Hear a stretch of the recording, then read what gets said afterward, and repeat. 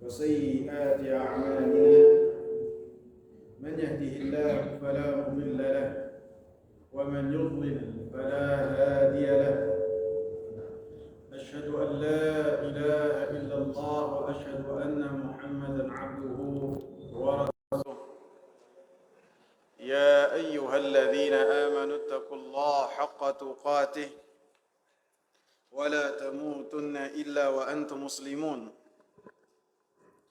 يا أيها الناس اتقوا ربكم الذي خلقكم من نفس واحدة وخلق منها زوجها وبث منهما رجالا كثيرا ونساء واتقوا الله الذي تساءلون به والأرحام إن الله كان عليكم رقيبا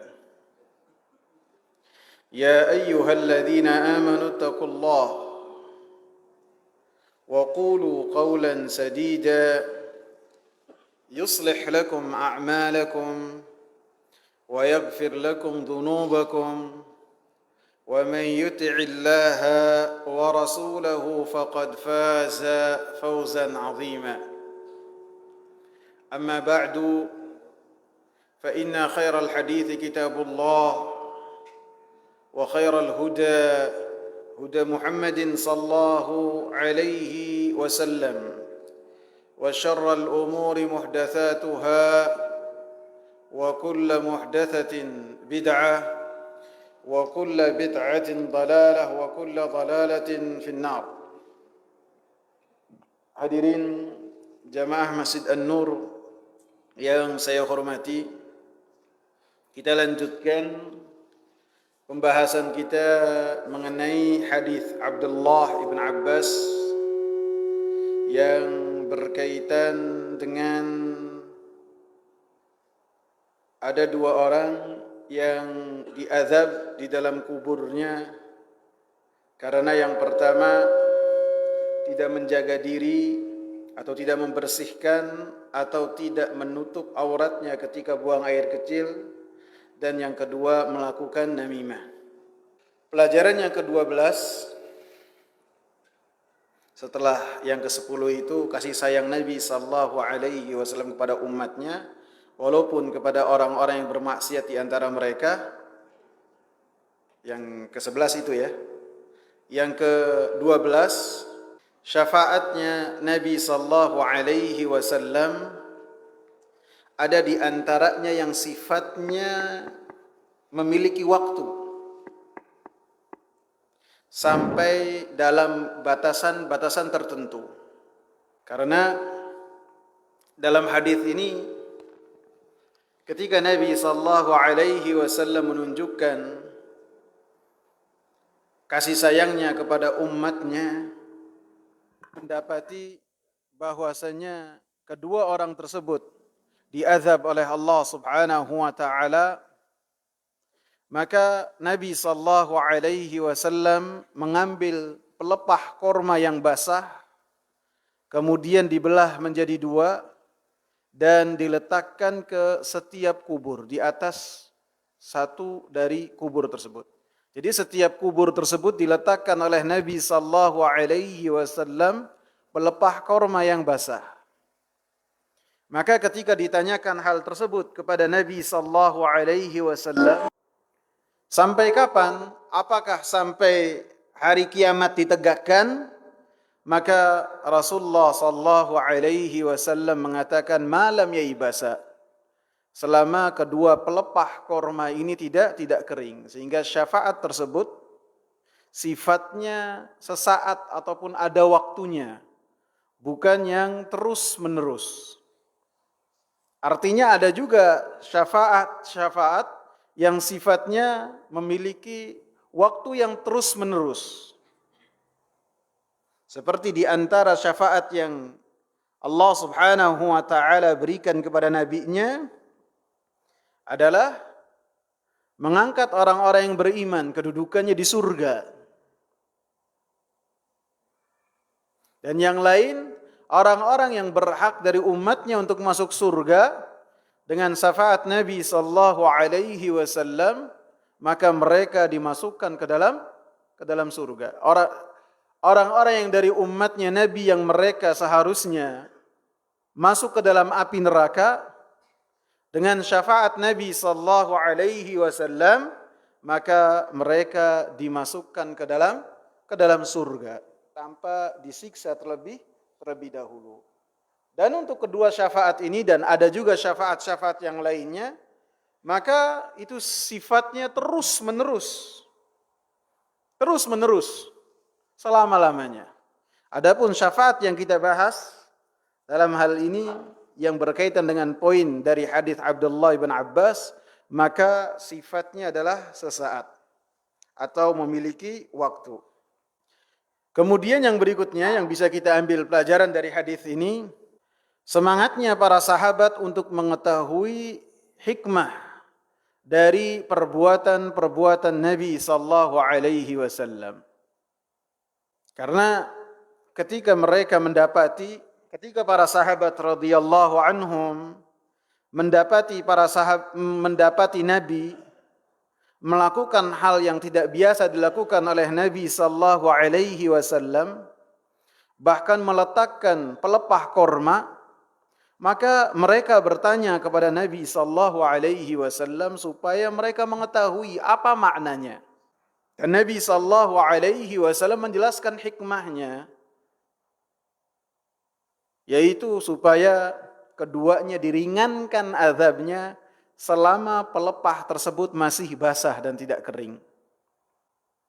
Dan meletakkan pelepah korma yang masih basah di atas kuburan, apakah boleh kita melakukan hal tersebut? Misalnya kita di sini tidak ada korma yang sejenis kelapa ataupun mungkin di Sumatera sawit, ya kan? Itu kan jenis-jenis seperti korma, bentuknya, jenisnya sama. Apakah boleh kita mengambil bagian-bagian tersebut, pelepah-pelepahnya kita taruh di atas kuburan dengan harapan bahwasanya orang yang di dalamnya diringankan azabnya? Maka hal ini tidak boleh. Yang pertama, karena apa yang dilakukan oleh Nabi sallallahu alaihi wasallam adalah khusus untuk Nabi. Khusus untuk Nabi.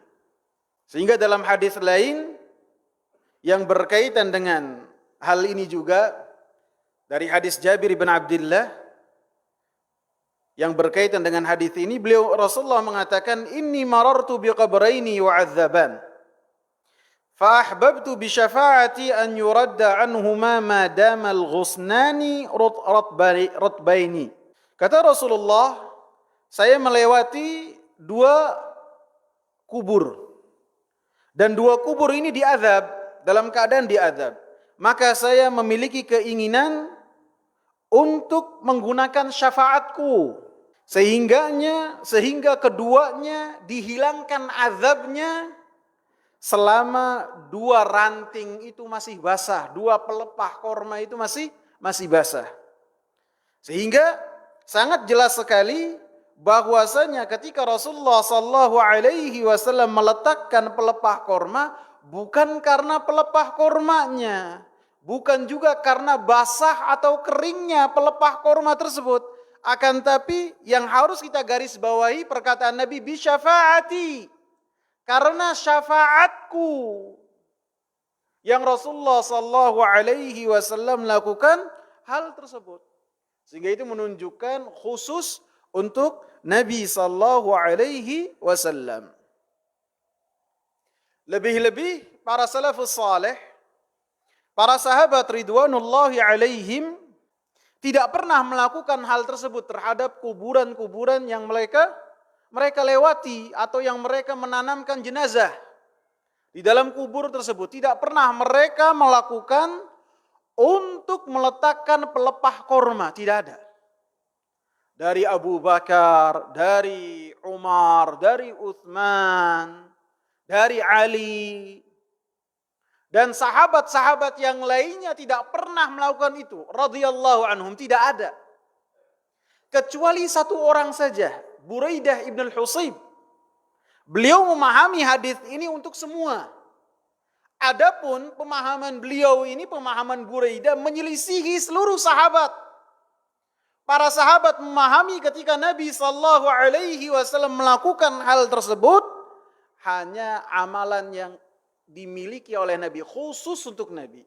Karena ini berkaitan dengan syafaat yang dimiliki oleh Nabi Muhammad Sallallahu Alaihi Wasallam. Abu Bakar tidak pernah melakukan, Umar tidak pernah melakukan, Abdullah bin Mas'ud tidak pernah melakukan, Abdullah bin Abbas tidak pernah melakukan. Hanya satu saja, sehingga tidak bisa dijadikan dalil. Lebih-lebih ketika seseorang meletakkan pelepah korma ataupun bunga-bunga yang lainnya di kubur tersebut, seakan-akan mau tidak mau dia suudzon kepada orang yang dikubur atau yang lagi di dalam kubur, lagi dia apa? Dia suudzon itu. Padahal kita harus husnudzon kepada orang yang beriman, baik yang mereka hidup, lebih-lebih yang telah mati. Kita tidak bisa meminta halal dari yang telah mati. Sehingga ketika Nabi hanya melakukannya sekali saja atau sesekali, dan para sahabat yang mereka memahaminya tidak pernah melakukan hal itu kecuali satu sahabat saja, dan lebih-lebih ketika seorang melakukan hal tersebut menunjukkan dia suudzon terhadap orang yang dikubur. Kemudian, apakah kita boleh meletakkan bunga ataupun kembang? Maka hal ini adalah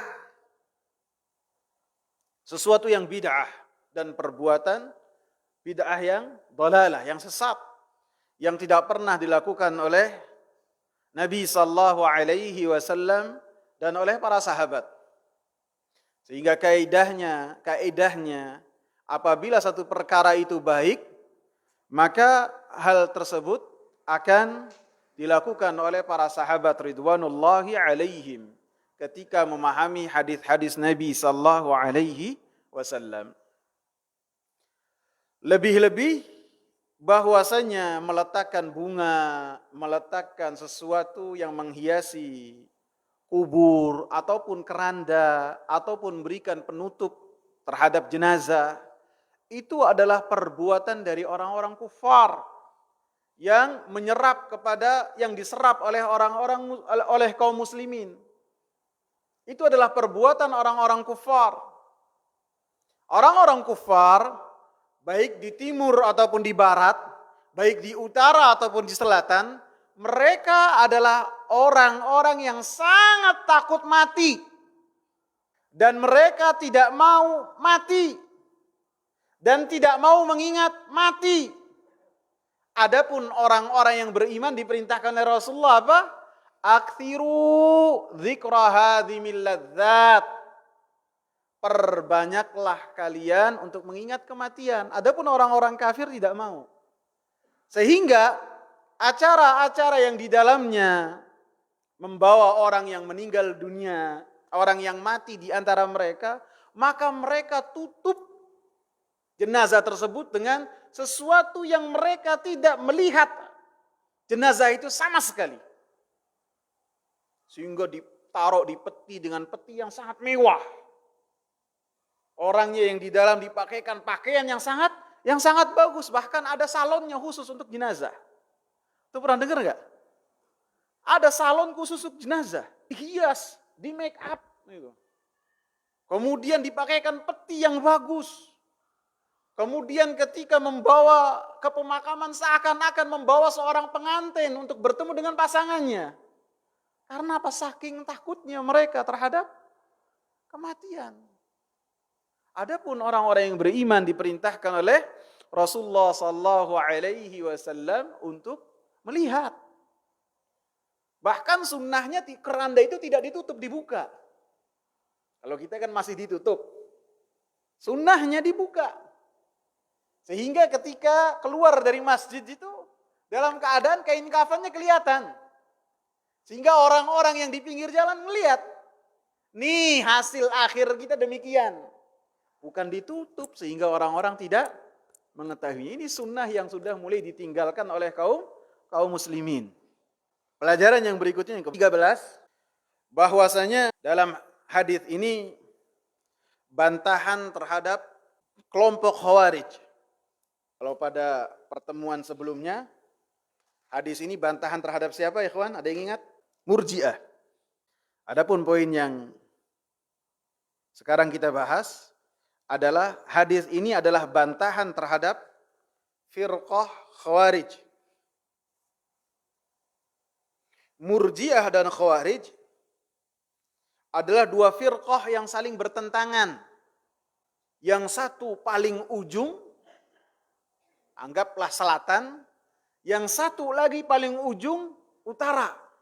Jadi yang tidak akan bertemu. Kalau Murji'ah, kita murojaah sedikit, mereka adalah orang-orang yang mengatakan bahwasanya iman itu tidak akan terpengaruh dengan perbuatan orang yang beriman. Walaupun apapun yang dilakukan, selama beriman, maka tidak akan diazab. Selama dia memiliki iman, maka dia tidak akan kafir dengan perkataan dan perbuatannya, ataupun keyakinannya. Jadi iman tetap ada di dalam hati seseorang. Sehingga dibantah dengan hadis ini. Dalam hadis ini, orang-orang yang disiksa di dalam kubur adalah orang-orang yang beriman. Orang-orang yang bukan orang munafik, bukan orang kafir, bukan orang pada zaman jahiliyah, bukan. Mereka orang-orang yang beriman akan tapi mendapatkan hal tersebut. Sehingga mereka terbantahkan keyakinan mereka. Adapun orang-orang Khawarij, mereka adalah orang-orang yang berpemahaman bahwasanya orang yang melakukan dosa besar, maka pelakunya langsung kafir. Bertentangan gak ya kawan? Bertentangan gak? Yang satu keimanan itu tidak akan luntur, apapun yang dilakukan. Adapun yang kedua, Khawarij memiliki keyakinan bahwasanya siapa saja yang melakukan dosa besar maka langsung kafir. Sehingga pada zaman dahulu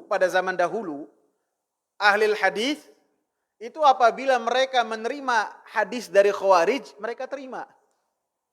Kenapa? Tahu enggak? Kenapa? Padahal ahli bid'ah, tapi diterima. Karena pada zaman dahulu Khawarij tidak akan berdusta.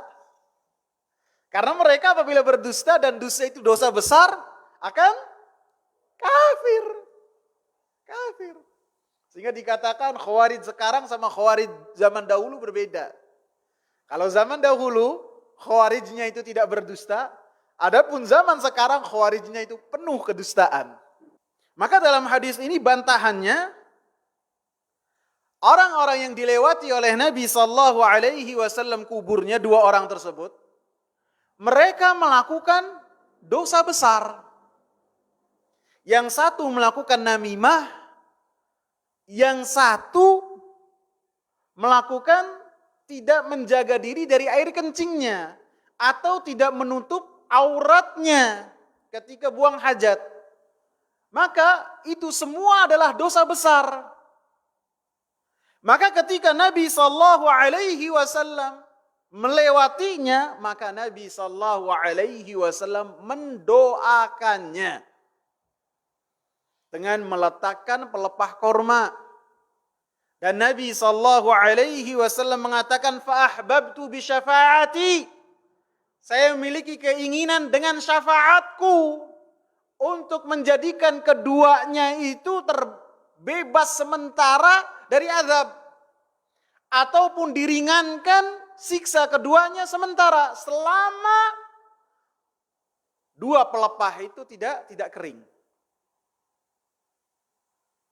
Dan dalam hadis yang lain Rasulullah sallallahu alaihi wasallam mengatakan, "Ju'ilat syafa'ati li ahlil kabairi min ummati." Dijadikan syafaatku, diberikan syafaatku kepada orang-orang yang melakukan dosa-dosa besar dari umatku. Artinya, pelaku dosa-dosa besar, walaupun mereka melakukan dosa-dosa besar, maka menurut ahli sunnah wal jamaah, mereka itu bukanlah orang-orang kafir. Mereka adalah orang-orang yang beriman, walaupun keimanannya bukanlah keimanan yang sempurna. Mereka adalah orang-orang yang fasik dengan perbuatan fasiknya, akan tapi mereka masih tetap memiliki keimanan, tidak hilang keimanannya. Karena Nabi sallallahu alaihi wasallam meletakkan syafaatnya untuk mereka. Karena syafaat Allah subhanahu wa ta'ala hanya tetapkan dan hanya Allah subhanahu wa ta'ala berikan kepada orang-orang yang beriman, kepada orang-orang yang bertauhid, kepada orang Islam. Mereka mendapatkan syafaat, baik dari Nabi ataupun selainnya. Adapun orang-orang kafir, mereka tidak mendapatkan syafaat dan tidak boleh mendapatkan syafaat. Dalilnya apa? Nabi sallallahu alaihi wasallam mengatakan, "As'adun nasi bi syafaati man qala la ilaha illallah khalisan min qalbihi aw nafsihi." Dalam hadis Abu Hurairah, Rasulullah mengatakan orang yang paling berbahagia dengan syafaatku adalah orang-orang yang mengatakan la ilaha illallah, murni dari hatinya ataupun dari dirinya. Artinya memiliki pengamalan terhadap kalimat la ilaha illallah. Walaupun dia berbuat dosa, walaupun dia bermaksiat. Karena orang-orang yang bertauhid, orang-orang yang beriman, orang-orang yang bertakwa bukan maksum. Yang maksum hanyalah para nabi dan para rasul. Adapun selainnya sangat rentan sekali untuk melakukan kesalahan dan dosa-dosa besar. Dalam ayat Allah subhanahu wa ta'ala mengatakan surat Al-Mudaththir ayat 48, "Fama tanfa'uhum syafa'atus syafi'in." Orang-orang yang memberikan syafaat, maka syafaat mereka tidak akan bermanfaat untuk orang-orang yang diberikan kepadanya syafaat. Syafaat ini berkaitan dengan orang-orang kafir. "Wala yashfa'una illa liman irtada." Mereka tidaklah memberikan syafaat kecuali terhadap siapa-siapa yang diridhoi oleh Allah subhanahu wa ta'ala. Dan dalam ayat lain Allah katakan, "Wala yarda bi'ibadihil kufra." Allah tidak ridha terhadap hamba-hambanya yang melakukan kekufuran.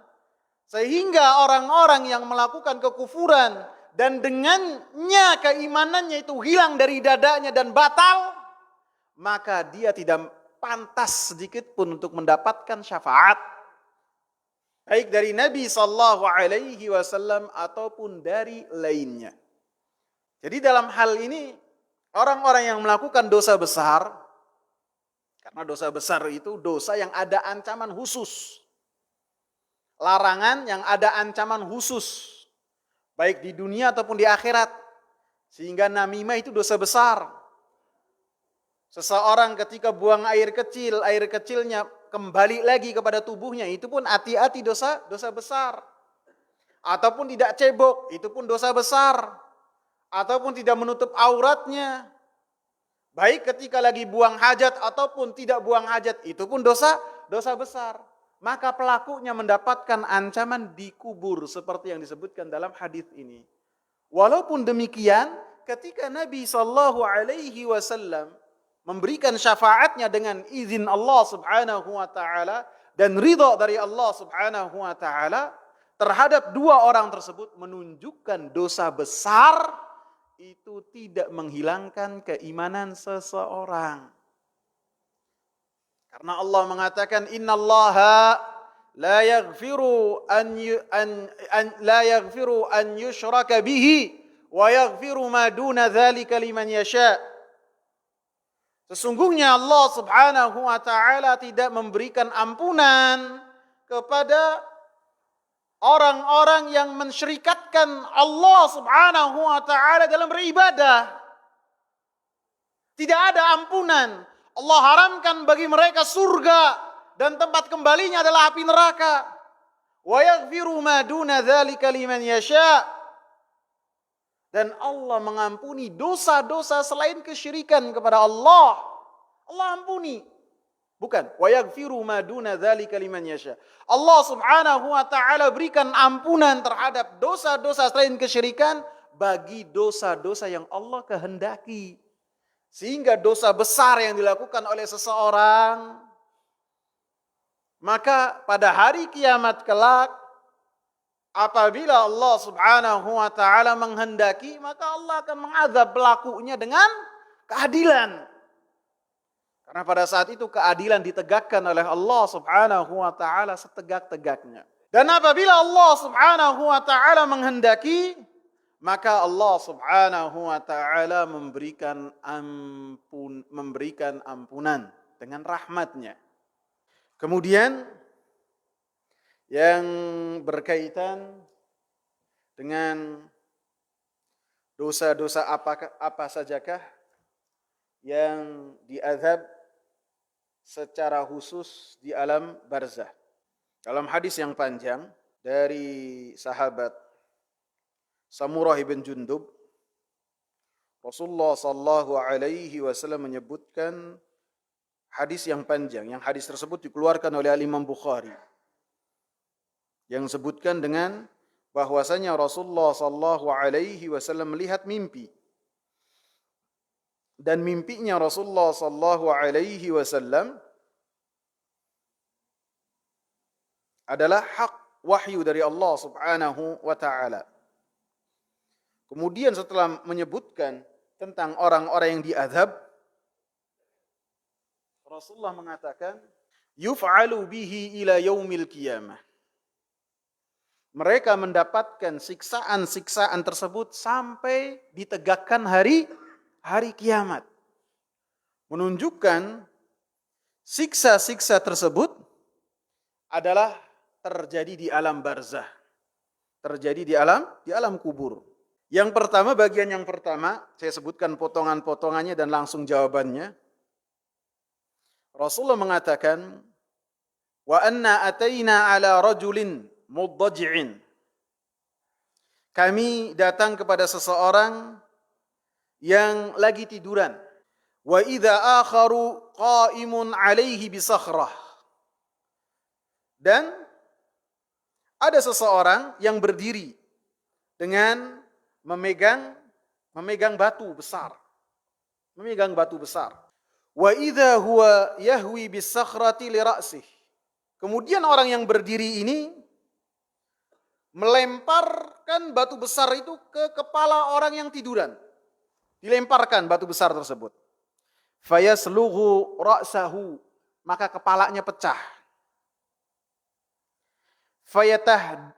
Fayatadahdahuhul hajaru hahuna. Kemudian batu yang dilemparkan tersebut menggelinding.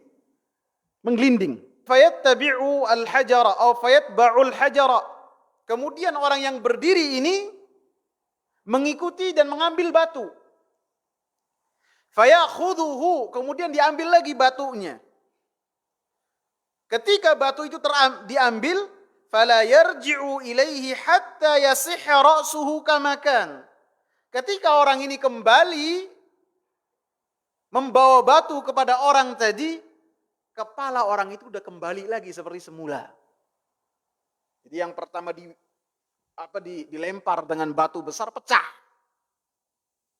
Kemudian ketika batunya itu menggelinding, diambil batunya, begitu kembali lagi, kepalanya sudah kembali lagi. Thumma ya'udu alaihi fayaf'alu bihi mithla ma fa'ala al-marratal ula. Dan perbuatan tersebut terus-menerus dilakukan. lempar lagi, menggelinding lagi, pecah lagi kepalanya terus menerus. Maka di akhir hadis Nabi sallallahu alaihi wasallam mengatakan, siapa itu? Fa innahu ar-rajulu ya'khudul Qur'an fayarfuduhu. Orang itu adalah orang yang menerima Al-Quran, mengambil Al-Quran, membaca Al-Quran, akan tetapi menolak hukum-hukumnya. Al-Quran hanya dibaca di lisan saja. Tidak sampai melewati tenggorokan-tenggorokannya. Sehingga hukum-hukumnya ditolak. Perintah-perintahnya tidak diperhatikan. Kabar-kabarnya ditentang, tidak dibenarkan. Maka mereka akan mendapatkan hal ini. Wa yanamu 'anis salatil maktubah. Dan orang yang demikian adalah orang-orang yang di saat ditegakkan salat berjamaah mereka asik tertidur.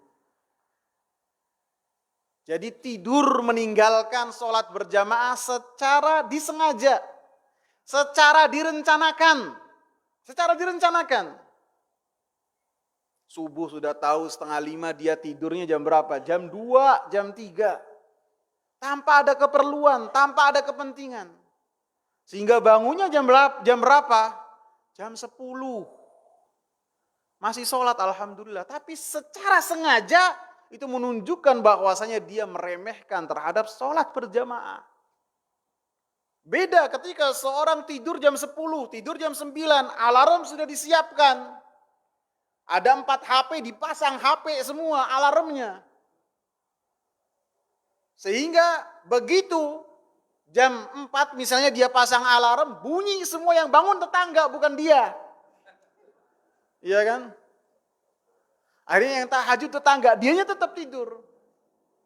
Doa udah, ini beda. Tapi kalau secara terencana, mau tidak mau dia seakan-akan meremehkan, maka ini yang dimaksud dalam hadis ini, ancamannya berat.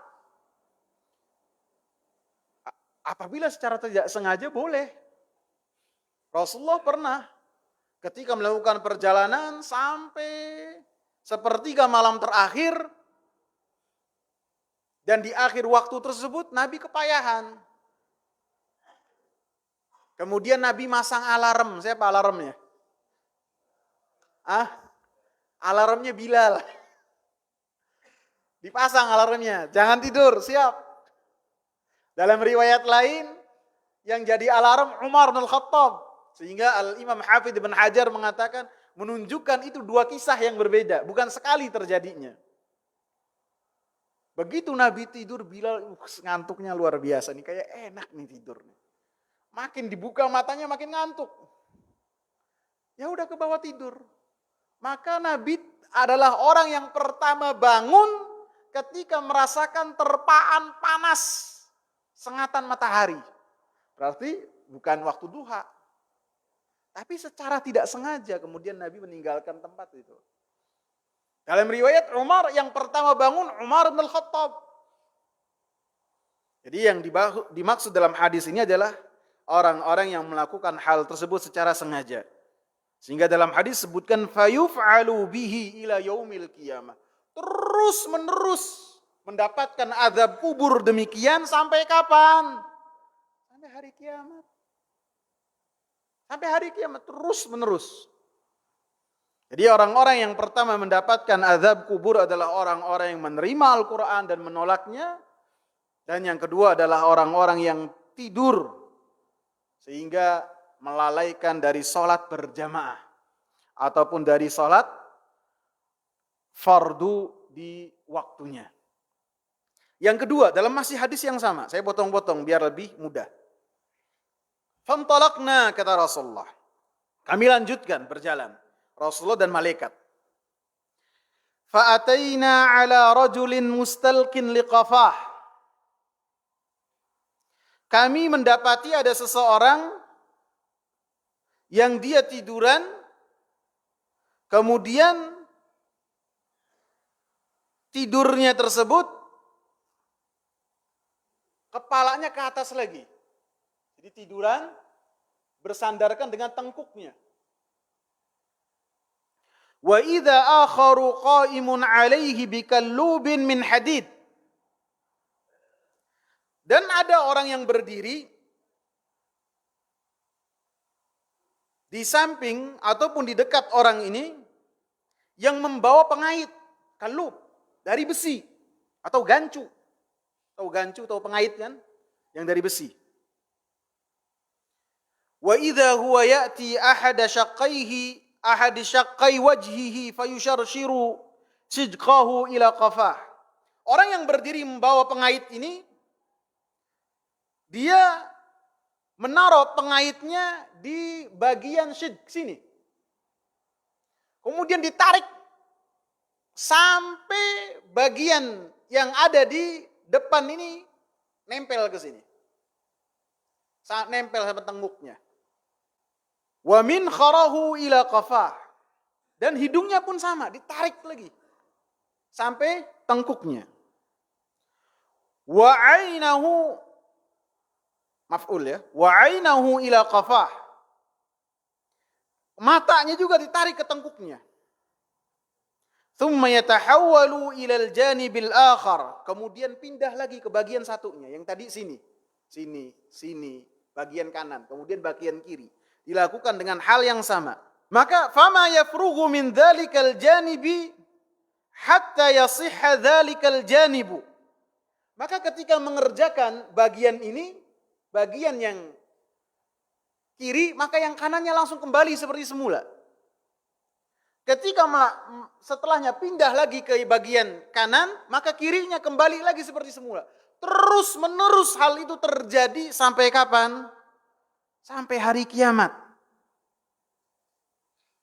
Maka Rasulullah sallallahu alaihi wasallam disebutkan kepadanya, karena ketika setiap Rasulullah melihat kejadian hal tersebut, Rasulullah bertanya kepada malaikat. Maka malaikat itu mengatakan intalik, terus berjalan. Sehingga sampai di ujung baru dijelaskan satu-satu oleh malaikat.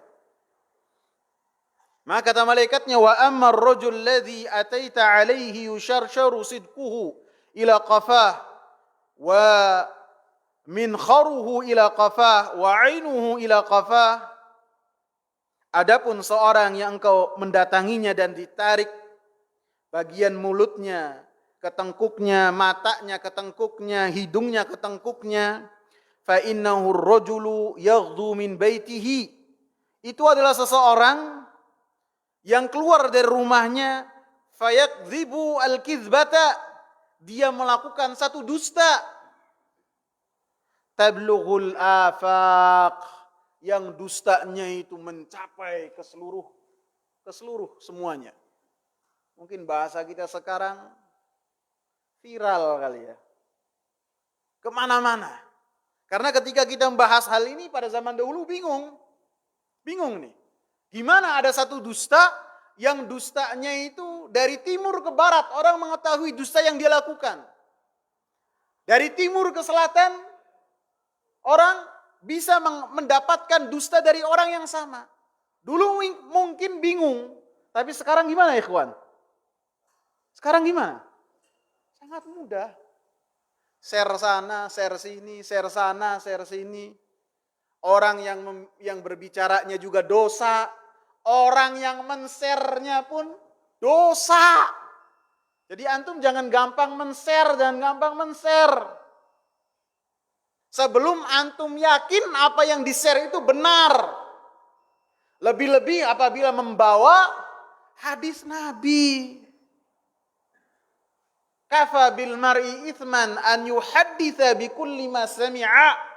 Cukuplah seseorang itu, kafa bil mar'i kadziban.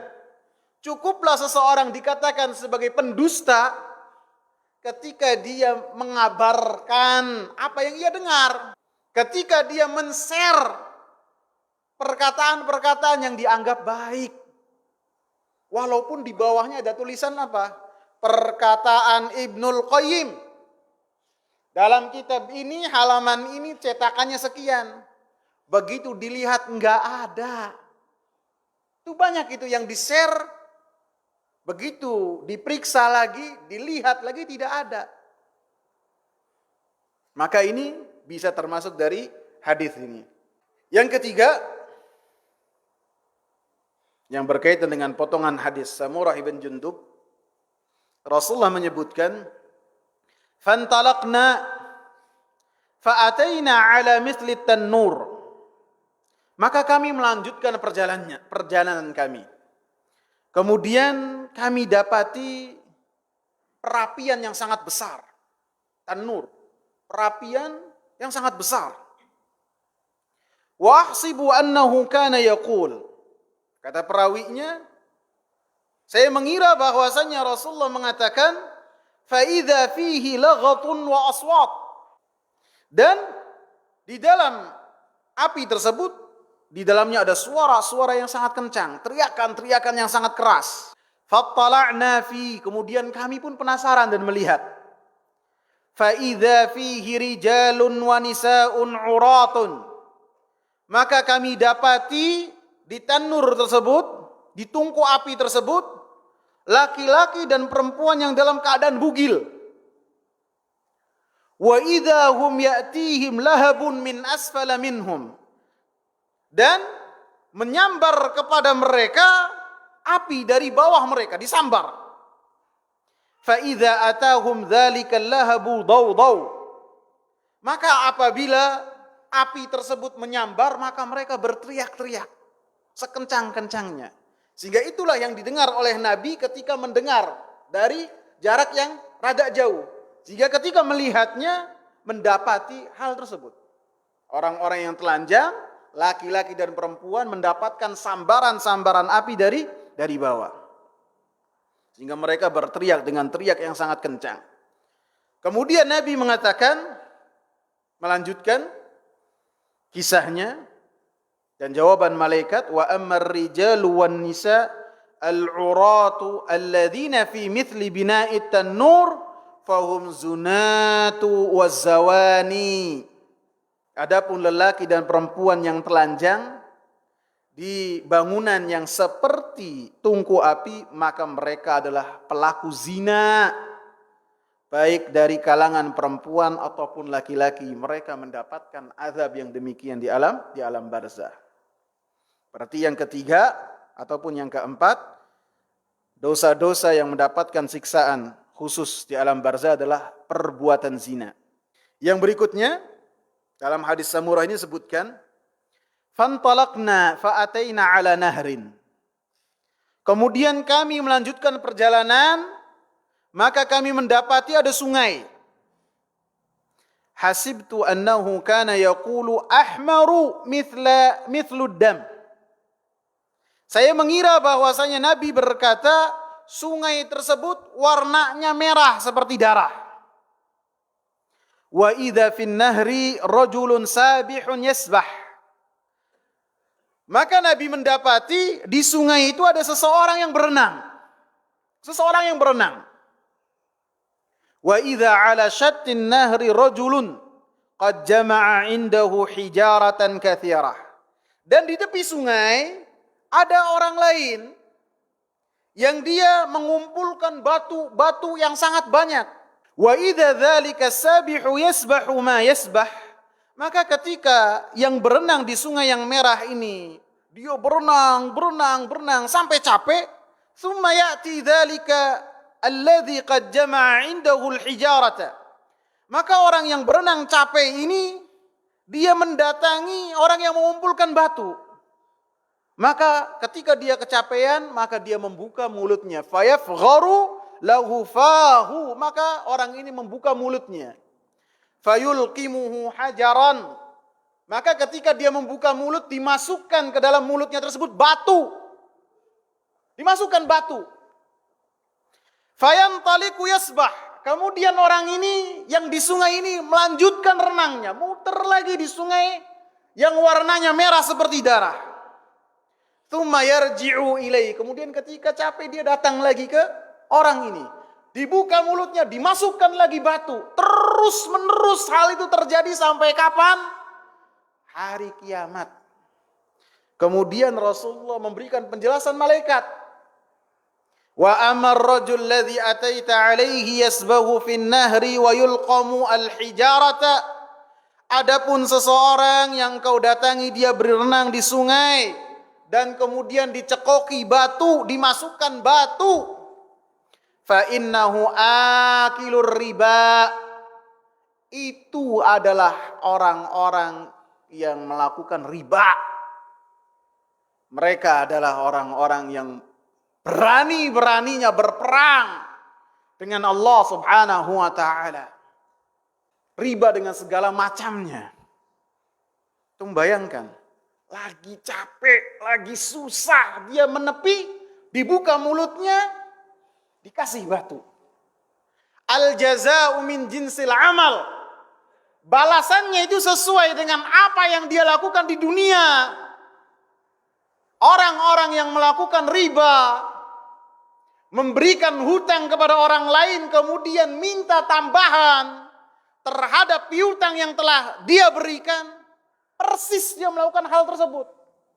Orang lagi kesusahan, orang lagi kecapean, mau minta tolong, minta bantuan, ketika datang malah diberikan kesusahan, dikasih uang, tapi dia harus membayar lebih. Sehingga orang ini mendapatkan beban ketika dia mendapatkan kesusahan. Sehingga Imam Syekhul Islam Ibnu Taimiyah rahimahullah, pelaku riba lebih jahat daripada orang yang bermain judi. Orang yang bermain judi ada kemungkinan kalah. Tapi orang yang melakukan riba, gimana kawan? Pasti itu menang. Dan dampaknya dahsyat sekali. Ia menghilangkan kebaikan sosial di dalam masyarakat. Menghilangkan kebaikan sosial. Orang yang tadinya berbuat baik tanpa pamrih, dengan adanya perbuatan riba, segala sesuatu dihitung pakai duit. Mau menolong, mana ada duitnya enggak? Menghilangkan. Orang yang biasanya mudah memberikan hutang, dan ada fadilah yang besar di dalam memberikan hutang, maka tidak mau lagi. Karena apa? Adanya perbuatan riba ini. Maka Allah Subhanahu wa taala berikan balasannya sama seperti yang ia lakukan terhadap saudaranya di dunia. Orang lagi kesusahan, dia menepi, maka diberikan batu sehingga dia muter lagi, kecapean lagi, buka lagi mulutnya, diberikan batu. Terus menerus sampai hari kiamat ditegakkan. Yang berikutnya adalah hadis Samurah ibn Jundub telah selesai. Di dalam hadis lain disebutkan, atau poin yang kelima ya, dari amalan-amalan yang mendapatkan azab secara khusus, kelima atau keenam, azab yang diberikan kepada si mayit dikarenakan ratapan-ratapan yang dilakukan kepadanya.